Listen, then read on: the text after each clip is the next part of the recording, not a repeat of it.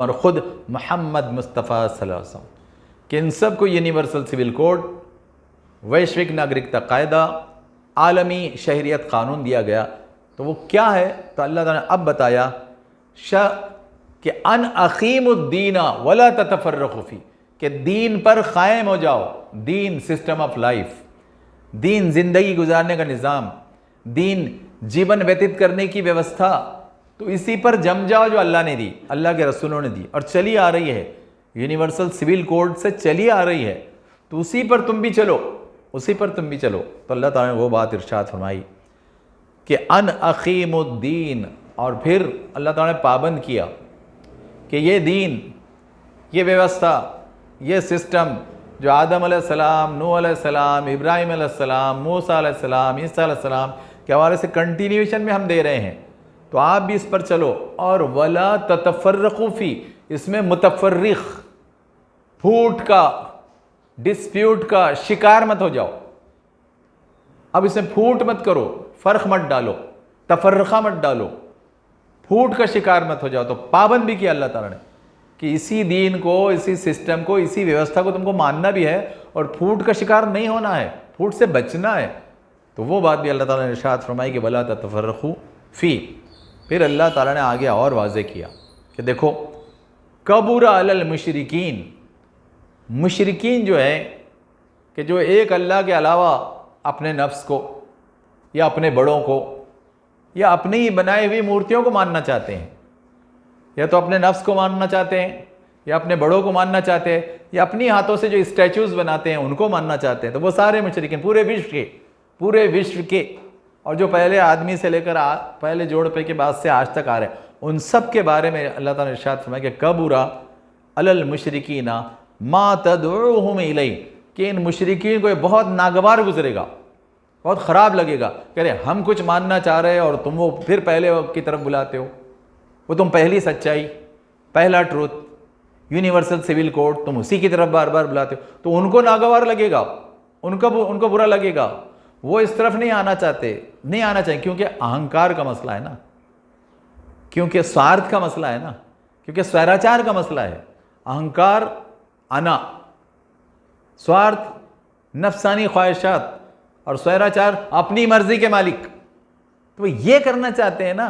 इसलिए अल्लाह के बंधे हुए रहना, रसूलुल्लाह के बंधे हुए रहना, पाबंदी से चलना, सिस्टम में चलना, निज़ाम में चलना, व्यवस्था में चलना, एक कोड में चलना उनके लिए मुश्किल है, पसंद नहीं है, नागवार है। और वो जैसे अल्लाह ने पहले कहा सूरह आल इमरान 19 में कि बग़यम बैनहुम, वो आपस में एक दूसरे पर बगावत करना चाहते, ज़्यादती करना चाहते, जुल्म करना चाहते, हक़ के ख़िलाफ़ कुछ लेना चाहते, छीनना चाहते, तो इसलिए वो पसंद नहीं करते इसको। और उनको ये बुरा लगता है कि यहाँ तो सबके साथ इंसाफ है, सबके साथ जस्टिस है, सबके साथ समता है, सबके साथ न्याय है, तो फिर हमारा क्या? हम जो ज़रा ज़्यादा अक्ल वाले हैं और ज़्यादा ग्रुप बड़ा बना सकते तो हमारा क्या? तो इसलिए वो करते हैं। तो अल्लाह ताला साफ फरमाया कि वो मुशरिकीन को नागवार गुजरेगा कि तुम किसकी तरफ बुला रहे हो, कि एक ही यूनिवर्सल सिविल कोड, उसी का दिया हुआ यूनिवर्सल सिविल कोड और उसी का दिया हुआ वैश्विक नागरिकता कायदा, आलमी शहरियत कानून, वो उनको बुरा लगेगा। लेकिन सुन लो, अल्लाह यजतबी इलैहि मन यशा, अरे अल्लाह ताला तय करेगा कि किसको चुने, किसको नबी चुने, किसको पैगंबर चुने, किसको प्रॉफिट बनाए और उसको भेजे, और उसके हवाले से लोगों से कहे कि इताअत करो, ओबीडियंस करो और पाबंदी करो और पथ्य पालो और डूज और डोंट्स करो, उसके हवाले से कि वो जो हुक्म दे रहा है, वो जो मेरे सारे नबी हुक्म देते रहे, और अभी जो मेरा आखिरी नबी जो क़यामत तक के लिए हुक्म दे रहा है, प्रलय तक के लिए, क़यामत तक के लिए, द डे ऑफ जजमेंट तक के लिए। इसने जो ज़िंदगी का रास्ता बताया प्रैक्टिकल इस किताब के साथ, थेरी इस किताब के साथ क़यामत तक के लिए मौजूद है, महफूज, सुरक्षित और बहुत ही सिक्योर। अब इसके साथ उसका जो प्रैक्टिकल है, मोहम्मद मुस्तफ़ा सम का शरीयत तरीक़ा, एक पूरा प्रोसीजर और पूरे डिटेल्स ऑफ सिस्टम, वो उस पर अमल करो तो अल्लाह ताला तय करेगा। तुम नहीं तय करोगे नहीं हम उनकी नहीं मानते, इनकी मानेंगे, हम हमारे फ़िरौन की मानेंगे, हम हमारे हिटलर की मानेंगे, हम हमारे झुटलर की मानेंगे, हम हमारे ढोंगी की मानेंगे, तो ये नहीं चलेगा। लोग तय करते हैं बार बार उनके, नहीं हमारा फ़िरौन, हमारा हिटलर, हमारा झुटलर, हमारा ढोंगी, हम उसकी मानेंगे। अल्लाह ताला कहे नहीं, हम तय करेंगे कि अब तुम किसकी मानोगे, कि तुम हमारे हो, सृष्टि कायनात हमारी है, जिंदगी हमारी दी हुई है, मौत भी हम देने वाले हो, तो तुम दूसरों के कैसे मानते हो, दूसरों के कैसे मानोगे, दूसरों के सिस्टम पर कैसे चलोगे, दूसरों के कोड पर कैसे चलोगे, दूसरों की व्यवस्था, दूसरा को निजाम कैसे मानोगे। भाई देखिए, इससे बड़ा झूठ क्या हो सकता है कि सृष्टि उसकी, कायनात उसकी, बंदे उसके, दास उसके, और मानेंगे दूसरे की, उसकी नहीं मानेंगे, उसके पैगंबर उसको। इससे बड़ा झूठ, इससे बड़ी नाइंसाफी, इससे बड़ा अन्याय, इनजस्टिस क्या हो सकता है। बहुत सामने की बात है। हम बताएंगे 804 करोड़ को, हम बताते रहेंगे 804 करोड़ के क्या, ये वही यूनिवर्सल सिविल कोड जो अल्लाह, ईश्वर, गॉड ने दिया है, सारे नबियों, सारे प्रॉफिट, सारे उसके जो दास और पैगंबर आते रहे उनके जरिए दिया है। वो मानो, उसको मानो, उस पर चलो, तो हम तो लोगों को याद दिलाते रहेंगे, हमको तो याद दिलाते रहना है। तो आप देखिए, ये बात आप याद रखेंगे। फिर उसके बाद जो अहम बात मैं आपको याद दिलाना चाहता कि देखिए, मैं आपको एक ही मिसाल आज देना चाहता हूँ कि मैं ये बताना चाहता हूँ कि इस वक्त अमेरिका को न्यू वर्ल्ड ऑर्डर देने वाला बहुत बड़ा प्रवर्तक समझा जाता है, और दादागिरी भी उसी की चलती है, ताकत, नॉलेज, सिस्टम भी उसके चलते हैं दुनिया में। 223 कंट्री में अक्सर बातें उसी की चलती है, डॉलर उसी का चलता है, सिस्टम उसी का चलता है, कंप्यूटर पर सिस्टम्स उसके चलते हैं। तो बहुत सारे मानों में उसने एक वर्ल्ड ऑर्डर दिया है, एक वर्ल्ड ऑर्डर दिया है। मैं उस अमेरिका की बात कहना चाहता हूँ कि देखिए, जब अमेरिका में भी जो सच्चे लोग थे, जिन्होंने सच्चाई पढ़ी, सच्चाई जानी और सच्चाई मानी, तो देखिए उन्होंने क्या कहा। तो मैं एक बड़ी मिसाल देना चाहता हूँ कि 1980 में, अभी ताज़ा मिसाल 1980 की, 1980 में एक बहुत बड़े थिंकर और बहुत बड़े अमेरिका के एक स्टेट्समैन थे, उनका इंग्लिश में नाम है रॉबर्ट डिक्सन क्रेन। इनका एज ये रहे 1929 से दिसंबर 12, 2021, वो अभी पिछले साल उनका इंतकाल हुआ। तो रॉबर्ट डिक्सन क्रेन, ये इन्होंने 1980 में इस्लाम कबूल किया। उन्होंने 1980 में इस्लाम कबूल किया, और इस्लाम कबूल करने के बाद उन्होंने अपना नाम रखा फारूक अब्दुल हक। फारूक, क्योंकि वो हज़रत उमर को बहुत पसंद करते थे, क्योंकि उन्होंने कहा कि हज़रत उमर जैसा स्टेट्स मैंने कभी तारीख़ में नहीं देखा। तो हज़रत उमर को बहुत पसंद करते, इसलिए उन्होंने अपना नाम रखा फारूक, और फिर आगे रखा अब्दुल हक। मैं तो हक का बंदा हूँ, मैं तो हक का बंदा हूँ, मैं नफ्स का बंदा, मनमानी का बंदा, अरोगंस का बंदा, अहंकार का बंदा नहीं हूँ, मैं तो हक का बंदा हूँ, अब्दुल हक। तो फारूक अब्दुल हक उन्होंने नाम रखा। अच्छा, वो इस्लाम की तरफ आए कैसे? तो आप देखिए, पहले क्या हुआ, 1967 में रॉबर्ट डिकन्स क्रेन, वो रिचर्ड निक्सन जो अमेरिका के प्रेसिडेंट थे 1967 में, तो उनके ये स्पेशल एडवाइज़र थे। रॉबर्ट डिकन्स उनके स्पेशल एडवाइज़र थे। उनका काम क्या था कि पूरा जो मिडल ईस्ट है, मुस्लिम वर्ल्ड है, ज़ाहिर है मुस्लिम वर्ल्ड में उस वक्त भी 57 कंट्रीज़ थी ना, तो 57 कंट्रीज़ के मुस्लिम वर्ल्ड की जो मालूमात है, उनका लॉ है, उनकी शरीयत है, उनके लॉ ऑफ इकोनॉमिक्स है, उनका लॉ ऑफ एडमिनिस्ट्रेशन है। तो रिचर्ड निक्सन ने कहा कि तुम वो सब मालूमात दो, मैं वो देखना चाहता, पढ़ना चाहता कि किस बुनियाद पर ये इतने बड़े थे, अभी भी इतने फैले हुए हैं, अभी भी इतनी ताकत है, और बहुत मजबूती से जमे हुए रहते हैं अपनी किताब पर और अपने हबीब पर सल्लल्लाहु अलैहि वसल्लम पर। तो ज़रा मैं पढ़ना चाहता। तो उस वक्त जो स्टडी की थी रॉबर्ट डिकन्स क्रेन ने, तो उनकी तो दिल की दुनिया ही बदल गई। जब उन्होंने कुरान मजीद पढ़ा, इंग्लिश ट्रांसलेशन, उन्होंने सीरत मुस्तफ़ा पढ़ी, उन्होंने कहा कि इससे सच्चा क्या हो सकता है, इंसानियत के लिए इससे सच्चा क्या हो सकता है कि इतना परफेक्ट किताब, इतनी परफेक्ट किताब, इतने ज़बरदस्त नियम, प्रिंसिपल्स, कोड देती है, और इतने परफेक्ट नबी जो पूरी ज़िंदगी में उसको फॉलो करते हैं और उसका एक पूरा सिस्टम मानवता को, इंसानियत को देते हैं और चला कर दिखाते हैं।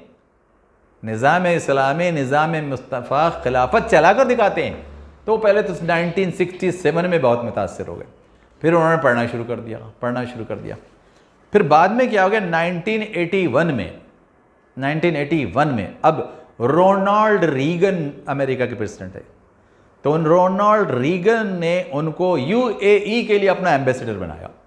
यूएई 7 छोटी छोटी कंट्रीज़ है, यूनाइटेड अरब इमिरेट्स, 7 छोटी छोटी कंट्रीज। अब उसके लिए उन्होंने अपना एम्बेसडर बनाया। तो अब उन्होंने क्या किया कि अब उन्होंने और इस्लाम को पढ़ना शुरू किया, साथ में देखना शुरू किया, कॉन्फ्रेंसेस अटेंड करना शुरू की। और उनकी अपनी स्पेशलिटी ये थी रॉबर्ट डिकन्स की कि वो इकोनॉमिक जस्टिस का एक जो फोरम था अमेरिका में, तो उसके प्रिंसिपल फाउंडर थे वो। He was a principal founder of economic justice. कि इकोनॉमिक जस्टिस क्या होती है, क्या होनी चाहिए, क्या उसूल अब तक मिले हैं, तो उसके प्रिंसिपल फाउंडर थे वो। उस हैसियत में तो थे ही। अब एम्बेसडर भी बने, सफ़ीर बने, यूएई आए, दुबई वगैरह आए। तो एक बड़ी कॉन्फ्रेंस 1980 में हुई, इस्लामिक कॉन्फ्रेंस दुबई में। उसमें सूडान के हसन तुराबी बहुत बड़े थिंकर थे, बहुत बड़े इस्लाम के मुफक्किर थे, और सूडान को इस्लाम की सच्ची राह पर डालने के लिए हसन तुराबी ने बहुत बड़ा काम किया। इनकी मुलाकात हसन तुराबी से हुई। हसन तुराबी के साथ उठे बैठे, मस्जिद भी गए, नमाज भी पढ़ी।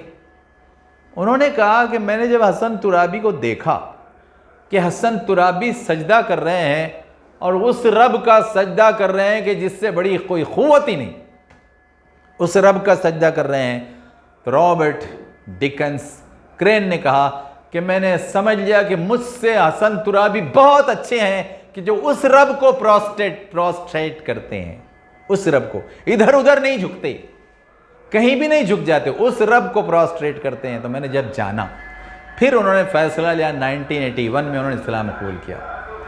और इस्लाम कबूल करके रॉबर्ट डिकन्स क्रेन ने ये नाम इख्तियार किया फ़ारूक अब्दुल हक़, कि वो फ़ारूक कि जो हज़रत उमर को पसंद करता है, कि हज़रत उमर से ज़्यादा बेहतरीन, ज़बरदस्त सियासत, ज़बरदस्त खिलाफत के उसूल प्रैक्टिकली 12 साल चलाने वाले नहीं थे, क्योंकि रसूलुल्लाह को जो मौका मिला तो उसमें उसूल लाना ज़्यादा अहम था। अबू बकर सिद्दीक़ को सिर्फ 2.5 साल मिले, लेकिन 12 साल अच्छे मिले हज़रत उमर को। और वो ज़बरदस्त स्टेट्समैन भी थे, ज़बरदस्त इस्लामी मुत्तकी सियासतदा भी थे। उन्होंने कमाल की सियासत चलाई, कमाल की सियासत। तो अब ये उनको बहुत पसंद करते हैं। तो फिर उन्होंने ये किया कि अब इस्लाम को और गहराई से पढ़ना शुरू किया। अब सिर्फ आखिरी बात उनकी सुनिए कि जब Robert Dickens crane, Farooq Abdul हक़ ने खिलाफ विरासत के उसूल पढ़े, विरासत के उसूल, तो आपको मैं बताऊं कि विरासत के उसूल कुरान मजीद में विरासत के इनहेरिटेंस, वारसा, हक़, वो सिर्फ 3 आयतों में है। वो सिर्फ 3 आयतों में है। सूरह निसा आयत नंबर 111, सूरह निसा आयत नंबर 112, सूरह निसा 11 सॉरी सूरह निसा विरासत की 3 आयतें, सूरह निसा आयत 11, आयत 12 और आयत 176, 11, 12, 176। तो 3 आयतों में पूरे के पूरे विरासत का कानून, वारसा हक, लॉ ऑफ इनहेरिटेंस अल्लाह ताला ने बयान कर दिया। जैसे जैसे ज़रूरत पड़ी तो मोहम्मद मुस्तफ़ा सल्लल्लाहु अलैहि वसल्लम ने उसको और वाज़ेह किया, और हमारे जो फ़ुक़हा है, थिंकर्स हैं, उन्होंने उसको और वाज़ेह किया जैसी जैसी ज़रूरत पेश आ गई। लेकिन ये 3 आयतों में 11, 12, 176 में तो सब कुछ आ गया। अब रॉबर्ट डिकन्स ने ये जब देखा तो उन्होंने प्रेसिडेंट ऑफ इंडिया से कहा, प्रेसिडेंट ऑफ अमेरिका से कहा कि मैंने अपनी लॉ बुक्स का नॉलेज मुताला किया, रीडिंग की, तो लॉ ऑफ इनहेरिटेंस, वारसा हक, विरासत के लिए हमारे पास 10 वॉल्यूम है, 10 वॉल्यूम, 10 वॉल्यूम्स। लेकिन उसके बाद भी विरासत का हक़ बाप बेटा बच्चों को ठीक से नहीं मिलता। डिस्प्यूट झगड़े बाकी रह जाते हैं। तो 10 वॉल्यूम के बाद भी हमारे पास वो इंसाफ नहीं है। लेकिन Robert Dickens crane, Farooq Abdul Haq ने कहा कि कुरान मजीद में 3 आयतों में सिर्फ 10 छोटे छोटे सेंटेंस में अल्लाह ताला ने पूरा वारसा बयान कर दिया, पूरा लॉ ऑफ इनहेरिटेंस, पूरा विरासत का कानून बहुत परफेक्ट बयान कर दिया कि कोई महरूम नहीं रह सकता। सब मुतमईन सेटिस्फाइड रहेंगे, सब खुशहाल रहेंगे, कोई महरूम नहीं रहेंगे। उन्होंने कहा कि 3 आयतों में कमाल है। उन्होंने 50 बुक्स लिखी है। रॉबर्ट डिकन्स क्रेन्स ने, फारूक 50 बुक्स लिखी है।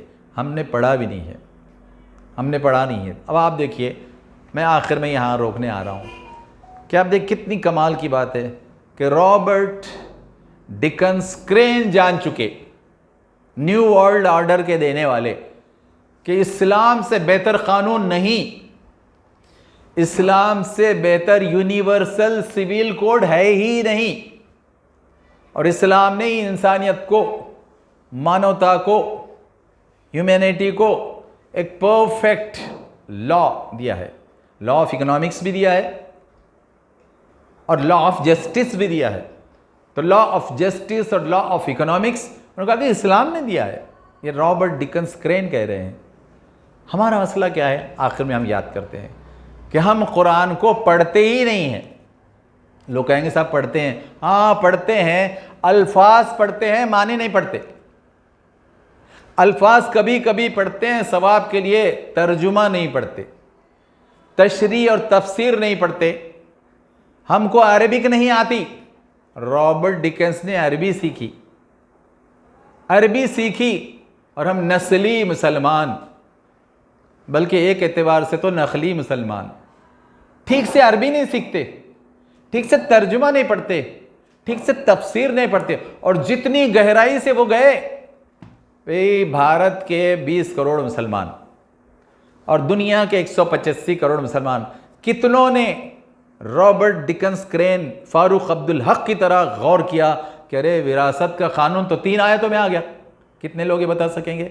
ज़रा गलियों में चल फिर कर पूछिए तो मुसलमानों से कि विरासत का कानून कितनी आयतों में। भाई हमको नहीं मालूम, हम तो बेसोचे समझे पढ़ते, हम बहुत तेज़ी से पढ़ते हैं, रुकते नहीं। 20 मिनट में मारता हूँ एक पारा 20 मिनट में मारता हूँ। तो हमको आता नहीं, हम ऐसे ही पढ़ते हैं, तोतों की तरह पढ़ते हैं। जैसे रॉबर्ट डिकन्स क्रेन की तरह गहराई में नहीं जा सके, गहराई बता नहीं सके लोगों को। और वो एक इस्लामिक एक्टिविस्ट की तरह अभी 2021 में अल्लाह के दर पर गए, अल्लाह के दर पर कि अल्लाह तेरी किताब भी पढ़ा, तेरे हबीब की ज़िंदगी पढ़ा, तेरे क़ानून को जो माशियात का है, तेरे क़ानून को जो इंसाफ को मैंने पढ़ा और मैं बताता रहा। ऐ अल्लाह मैं बताता रहा। ये 185 करोड़ बता सकेंगे कि अल्लाह के पास इतने इत्मीनान से कि मैंने पढ़ा, मैंने समझा, मैंने अमल किया और मैंने बताया दुनिया को? ये हम कह सकेंगे क्या? आप देखिए हम कहाँ हैं। इसीलिए क्या होता है कि जब कोई फिरौन, जब कोई हिटलर और जब कोई झुटलर, जब कोई ढोंगी बदलना चाहता है अल्लाह के हुक्म को, यूनिवर्सल सिविल कोड को, तो हमको कुछ भी नहीं समझता। हम बोलते हमारा क्या लेना देना, हाँ होगा कुछ, क्या होगा उससे, होगा क्या, होगा कुछ, लेकिन कुछ नहीं होगा। इस तरह की सोच कब बनती है? जब कुछ जानते नहीं है। तो आइए हम तय करेंगे कि हाँ अब हम कुरान मजीद लफ्ज़ लफ्ज़ पढ़ेंगे, अरबी सीखेंगे, अरबी सीख कर लफ्ज़ लफ्ज़ पढ़ेंगे, एक एक आयत समझेंगे, एक एक आयत का नूर, एक एक आयत की रूह लेंगे, बीवी बच्चों को देंगे, समाज को देंगे, 142 करोड़ भारतीय भाई बहनों को देंगे, 804 करोड़ 223 मुल्कों के भाई बहनों को देंगे।